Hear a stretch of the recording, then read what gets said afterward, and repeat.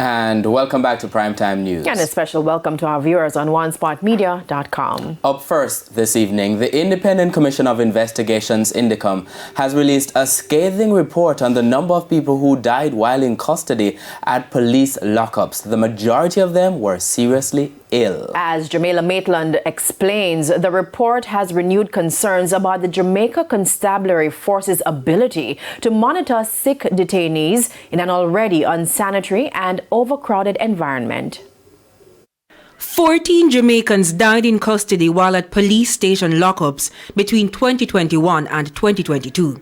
That's according to the Independent Commission of Investigation, INDECOM's latest report. The victims, all men, were either found unresponsive in their cells or died en route to the hospitals.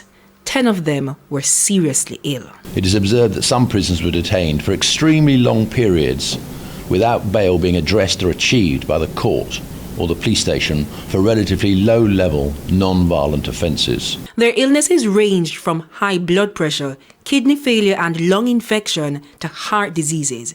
But are the police equipped to identify and treat with these illnesses long-term?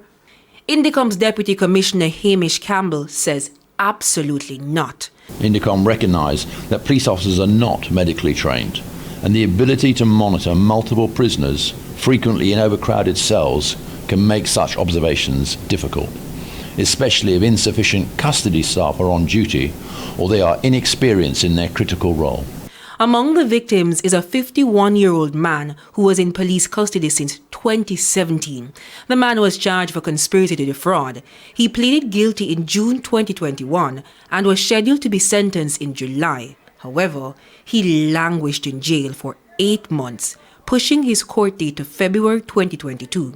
He died before he was able to appear in court. For INDECOM, that's unacceptable.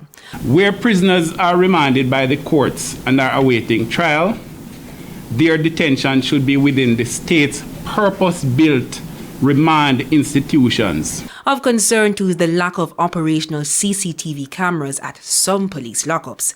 3 persons committed suicide while in police custody.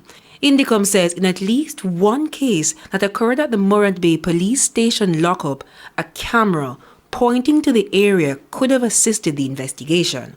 But other CCTVs were working within the premises, but not the one that could have provided information on the death of someone in custody.